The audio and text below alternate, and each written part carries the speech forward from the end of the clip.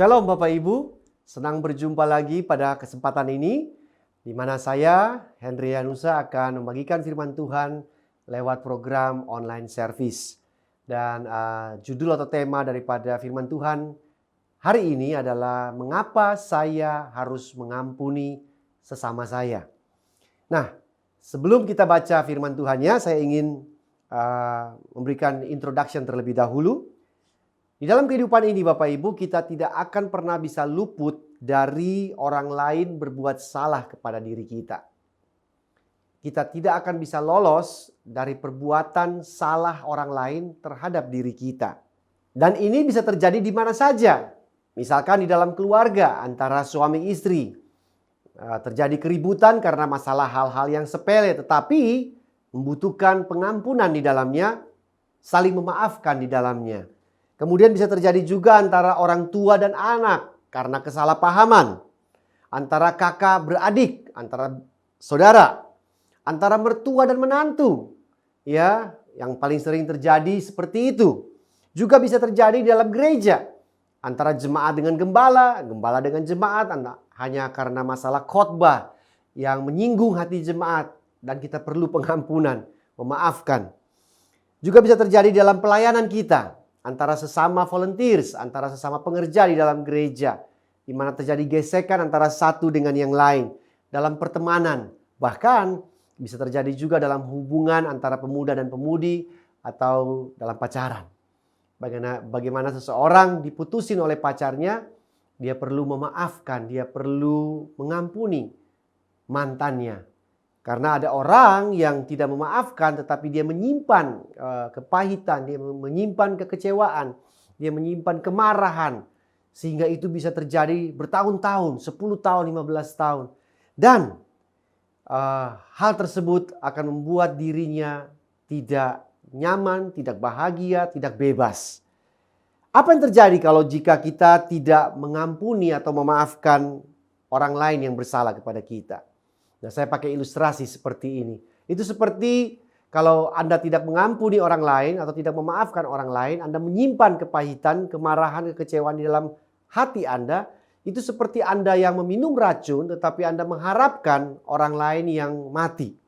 Jadi kita minum racunnya, tapi kita berharap, kita mungkin berdoa supaya orang yang berbuat salah kepada kita itu dia yang mati. Dan saya rasa hal itu tidak akan pernah terjadi. Bahkan ada yang berkata bahwa ketidakpengampunan atau kepahitan yang kita simpan itu seperti zat asam yang bersifat korosif yang merusak kita dari dalam. Jadi sebenarnya Bapak Ibu, di saat kita tidak mengampuni orang lain, kita sedang merusak diri kita sendiri. Kita sedang menghancurkan diri kita sendiri. Kita sedang membuat diri kita sendiri tidak bahagia dan terikat. Ada satu firman Tuhan di dalam Amsal 27 ayat 17. Amsal 27 ayat 17, di sana dikatakan bahwa besi menajamkan besi. Sesama manusia atau manusia menajamkan manusia yang lain. Jadi kita saling menajamkan satu dengan yang lain. Nah, hal ini sebenarnya baik sekali. Karena di mana saja Anda bertemu dengan orang dalam keluarga yang tadi saya katakan, dalam pelayanan, dalam hubungan kerja kita di kantor, itu kita tanpa sadar kita saling menajamkan satu dengan yang lain. Terjadi gesekan. Ya, yang akhirnya menjadi sebuah konflik. Nah, gesekan ini menurut kitab Amsal berkata bahwa itu saling menajamkan. Namun, di dalam terjadi gesekan antara satu orang dengan yang lain, kalau kita tidak hati-hati menjaga hati kita, dan kemudian gesekan itu terjadi, ingat gesekan selalu menimbulkan panas. Dan kalau panas itu terjadi dalam diri kita, dan kita tidak mengampuni atau kita tidak memaafkan orang yang menggesek kita, maka kita akan menjadi panas, tidak menjadi tajam, tetapi kita panas, kita menjadi tumpul. Seharusnya kitab Amsal berkata, saling menajamkan, ya, saling memanaskan, saling bergesekan, itu tujuannya supaya kita menjadi bijak, kita menjadi lebih tajam, kita menjadi lebih baik. Tetapi ingat sekali lagi, gesekan yang terjadi membuat panas. Dan kalau panas itu kita tidak antisipasi dengan hati yang memaafkan, hati yang mengampuni, kita tidak menjadi tajam tetapi sebaliknya. Kita panas dan kita menjadi tumpul. Tidak ada hal yang baik yang terjadi dalam kehidupan kita. Nah, mari saya mau ajak kita membaca dari sebuah perumpamaan yang Yesus berikan kepada murid-muridnya mengenai pengampunan atau memaafkan. Saya ambil dari Injil Matius 18 ayat 21 sampai 35. Injil Matius 18 ayat 21 sampai 35 saya akan bacakan. Injil Matius 18 ayat 21 sampai 35. Perumpamaan tentang pengampunan.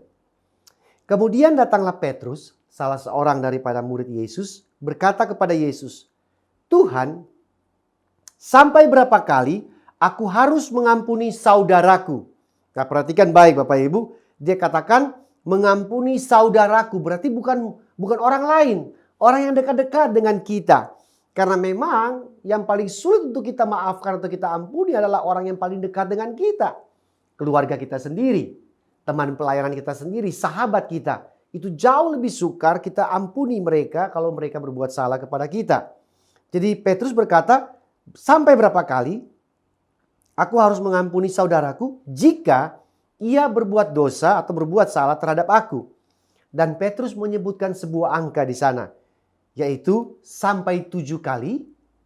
Nah, Petrus berharap, ya ini imajinasi saya, Petrus mungkin berharap bahwa 7 kali sudah cukup.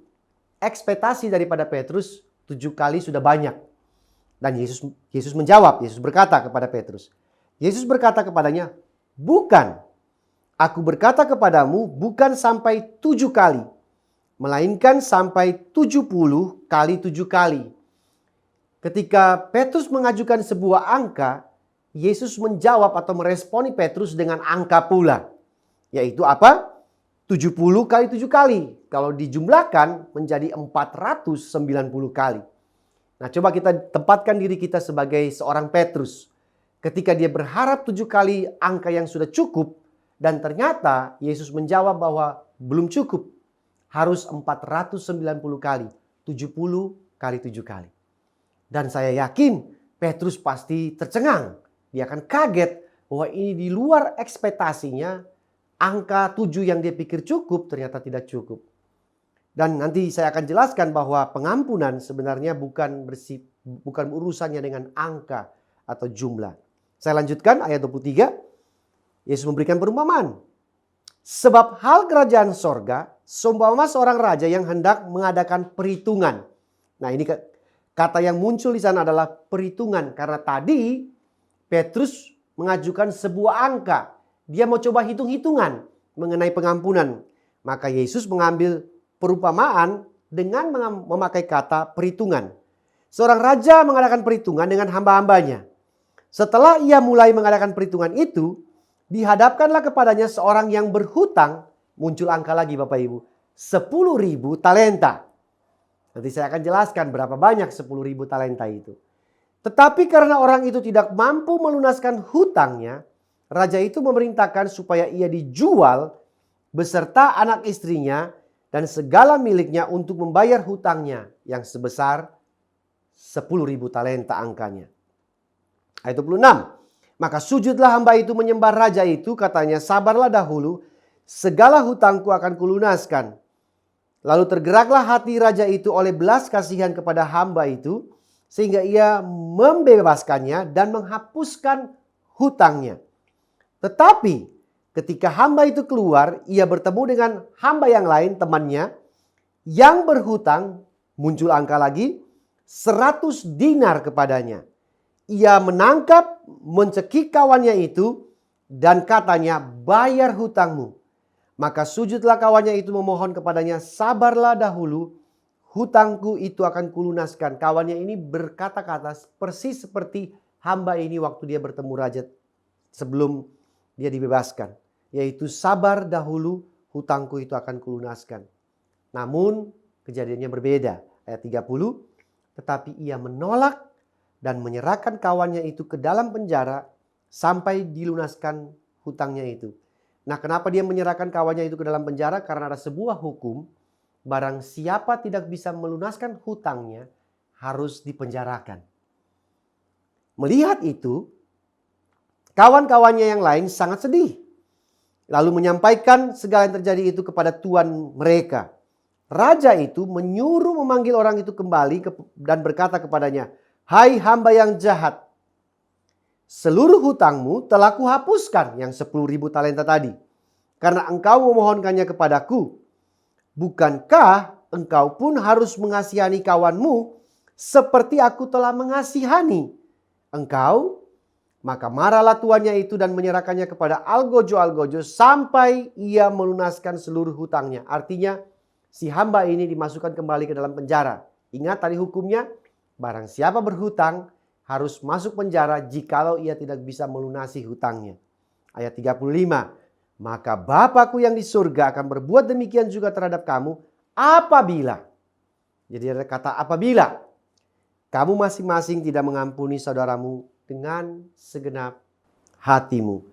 Nah, perumpamaan ini diberikan kepada Petrus yang bertanya berapa kali dia harus mengampuni saudaranya. Dan dia bilang 7 kali kah? Yesus bilang enggak, 490 kali. Dan kita banyak menemukan ada angka di sini, numbers di dalam perumpamaan ini. Mengapa saya harus mengampuni sesama saya? Yang paling pertama adalah karena Tuhan telah mengampuni kita terlebih dahulu. Mengapa saya harus mengampuni orang lain, saudara-saudara saya yang lain, jikalau mereka berbuat salah kepada saya? Karena Tuhan telah mengampuni saya terlebih dahulu.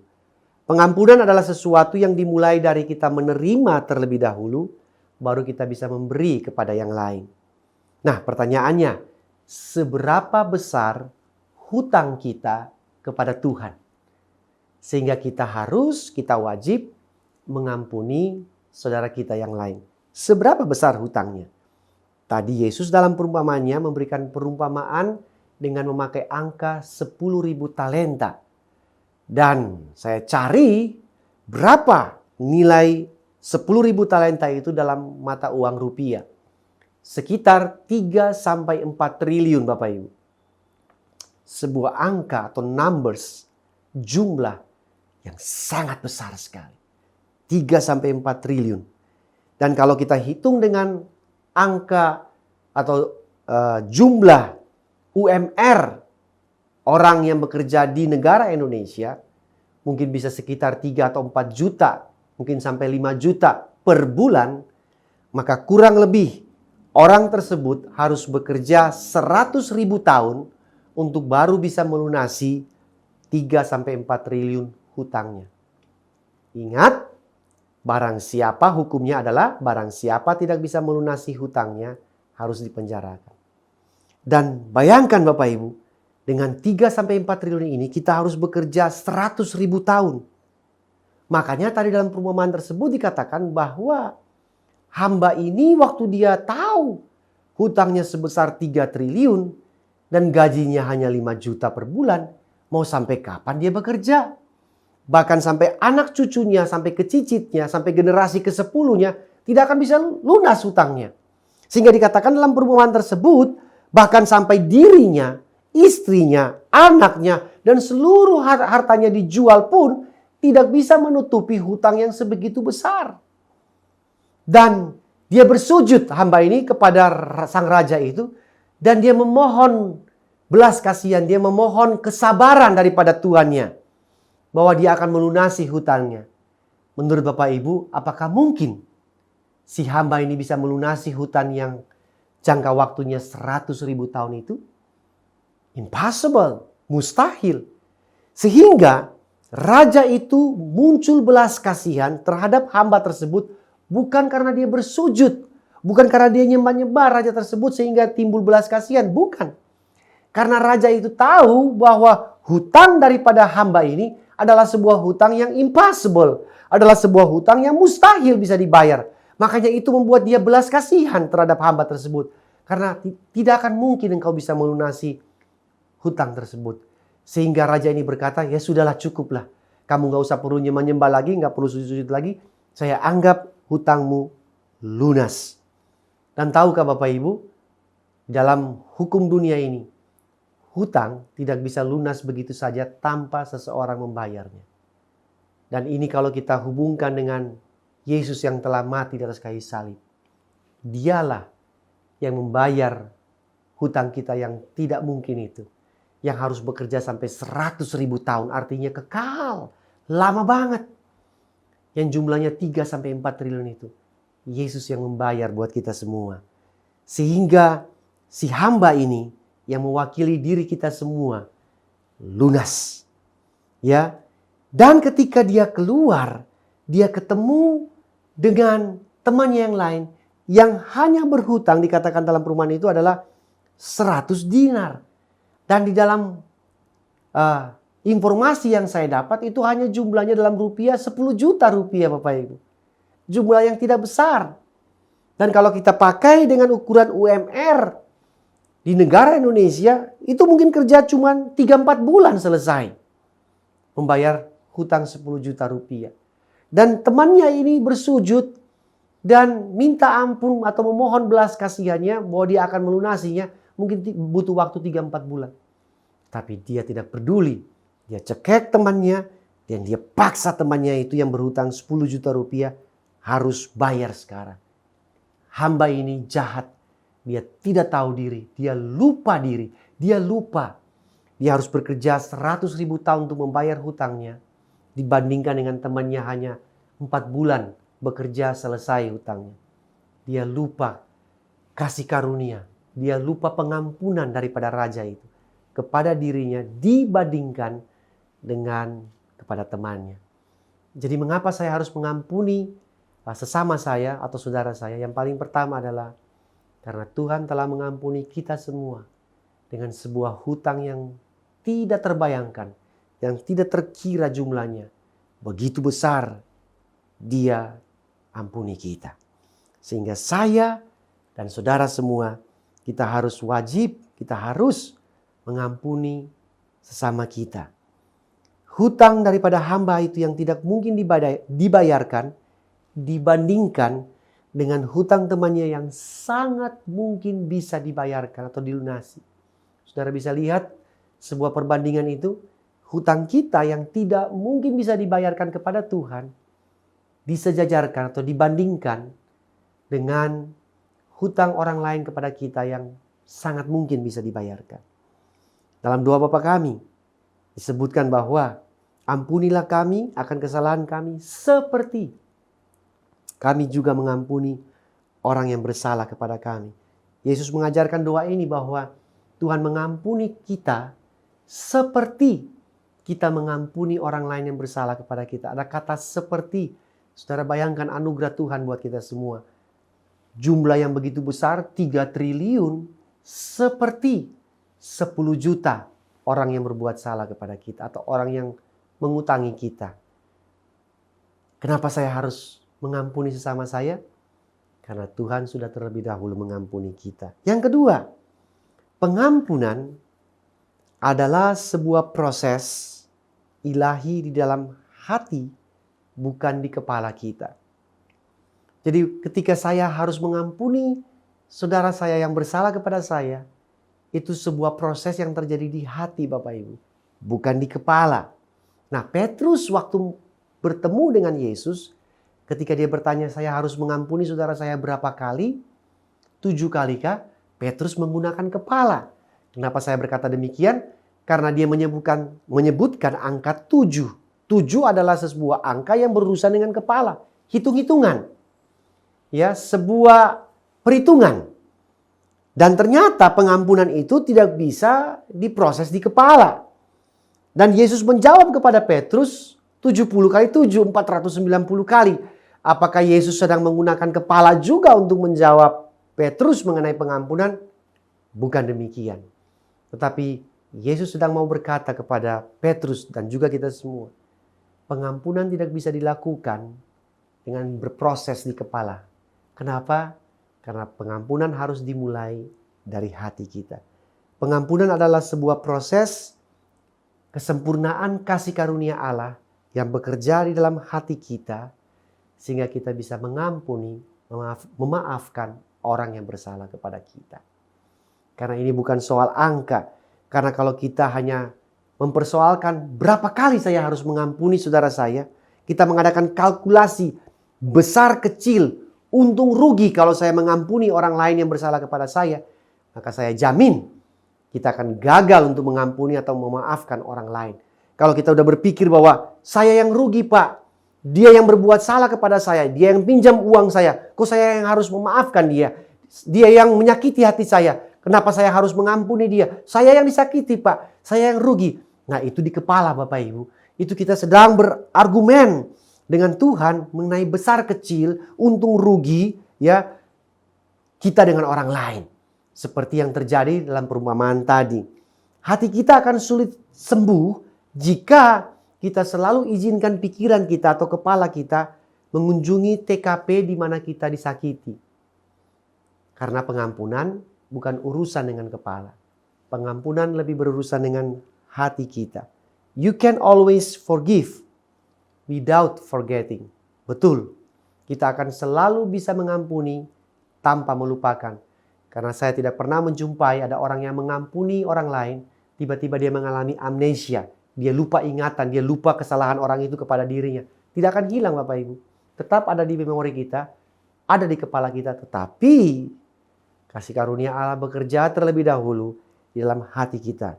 Dan dikatakan you can always forgive without forgetting. Kita akan selalu bisa mengampuni tanpa melupakan. Tetapi, but you can never really forget without forgiving. Tapi kita tidak akan pernah bisa melupakan tanpa mengampuni. Mulai dari mengampuni, baru melupakan. Karena melupakan urusan kepala, tetapi mengampuni urusan di hati. Yang terakhir, poin yang terakhir yang ketiga. Dengan mengampuni, mengapa saya harus mengampuni sesama saya? Karena dengan mengampuni, kita membebaskan diri kita sendiri terlebih dahulu. Dengan mengampuni orang yang bersalah kepada kita, kita membebaskan diri kita terlebih dahulu. Perumpamaan tadi, ketika hamba yang jahat ini sudah diampuni dengan hutang yang mustahil itu, bisa dilunasi oleh raja. Dan temannya datang dengan hutang yang sangat mungkin untuk dilunasi. Dia cekek, dia ancam, dia tuntut, harus bayar, dia tidak mau memaafkan, dia tidak mau mengampuni. Dan apa yang terjadi? Si hamba yang jahat ini dikembalikan ke dalam penjara oleh sang raja karena dia tidak bisa mengampuni atau memaafkan hutang dari temannya yang sangat mungkin untuk bisa dilunasi. Perhatikan baik Bapak Ibu, bukan sang raja yang menempatkan hamba itu kembali ke dalam penjara, tetapi si hamba itu sendiri yang memposisikan atau menempatkan dirinya sendiri masuk kembali ke dalam penjara.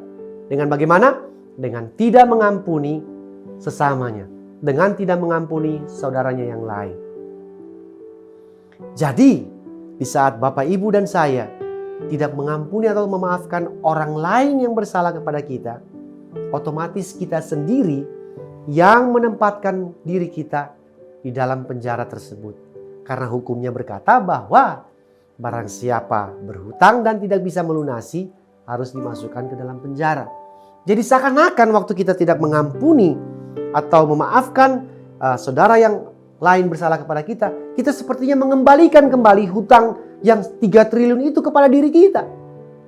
Artinya kita mengabaikan kasih karunia Allah yang sudah mengampuni kita, sudah menganggap lunas hutang kita, kita kembalikan kembali kepada diri kita hutang yang begitu besar Bapak Ibu. Yang rugi siapa? Yang rugi adalah diri kita sendiri.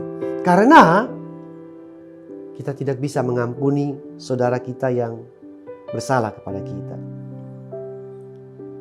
If you can forgive, you are not free and you are not happy.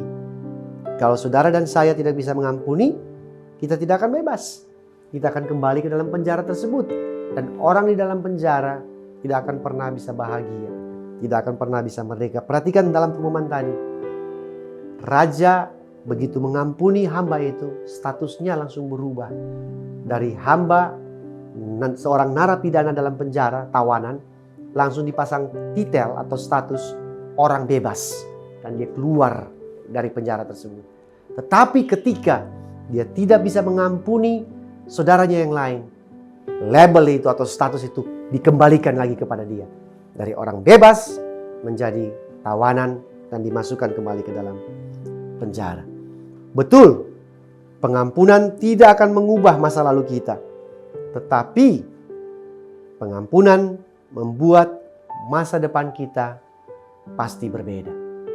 Apa yang sudah terjadi, orang lain, orang tua kita pernah melukai kita, pernah mengecewakan kita, meninggalkan kita, pernah melecehkan kita sekalipun, kita tidak bisa mengubah itu di masa lalu. Kita tidak bisa mengubah apa yang sudah terjadi. Mungkin bekasnya masih ada di tubuh kita, mungkin bekasnya masih ada di dalam jiwa kita, luka itu masih ada dalam hati kita. Tetapi pengampunan akan membuat masa depan kita berubah total jikalau kita mengampuni orang yang menyakiti kita atau bersalah kepada kita. Dia tidak akan mengubah masa lalu, tapi yang pasti dia membuat masa depan saudara berbeda. Bagaimana saya mengampuni? Saya akan tutup dengan ini. Bagaimana saya mengampuni? Kita sudah tahu mengapa saya harus mengampuni dan bagaimana sekarang saya harus mengampuni. 2 Korintus 12 ayat 9. 2 Korintus 12 ayat 9 berkata seperti ini. Tetapi jawab Tuhan kepadaku, cukuplah kasih karuniaku bagimu, sebab justru dalam kelemahanlah kuasaku menjadi sempurna. Sebab itu terlebih suka aku bermegah atas kelemahanku, supaya kuasa Kristus turun menaungi aku. Bapak Ibu, yang harus berkata cukup di dalam pengampunan itu adalah Tuhan. Tadi Petrus bilang cukup ya 7 kali. Oh bukan, Tuhan yang harus berkata cukup. Berapa kali kita harus mengampuni orang yang bersalah kepada kita. Dan di dalam 2 Korintus 12 ayat 9 ini dikatakan bahwa cukup karena kasih karunia Allah ada buat kita. Secara manusia kita tidak mampu. Secara manusia kita tidak akan sanggup mengampuni orang yang menyakiti kita. Pelecehan yang terjadi buat kita, ya, orang mengecewakan kita, pengkhianatan yang terjadi kepada diri kita nggak sanggup. Tetapi 2 Korintus ini bilang ada yang membuat kita sanggup, namanya kasih karunia Tuhan. Ini bukan soal di kepala untuk kita hitung-hitungan untung ruginya, siapa yang untung siapa yang rugi, siapa yang disakiti atau siapa yang menyakiti. Tapi ini berbicara bagaimana kasih karunia Allah itu cukup bekerja di dalam hati kita terlebih dahulu.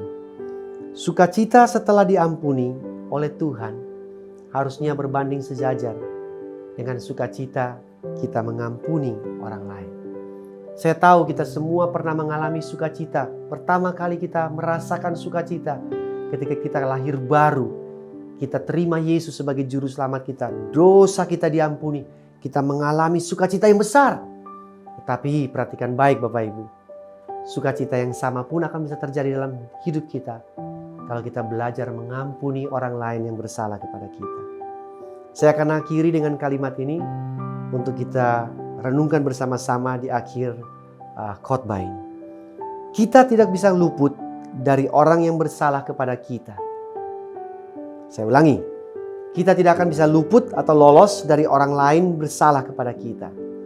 Tetapi kita akan selalu bisa luput dari penjara akibat ketidakpengampunan.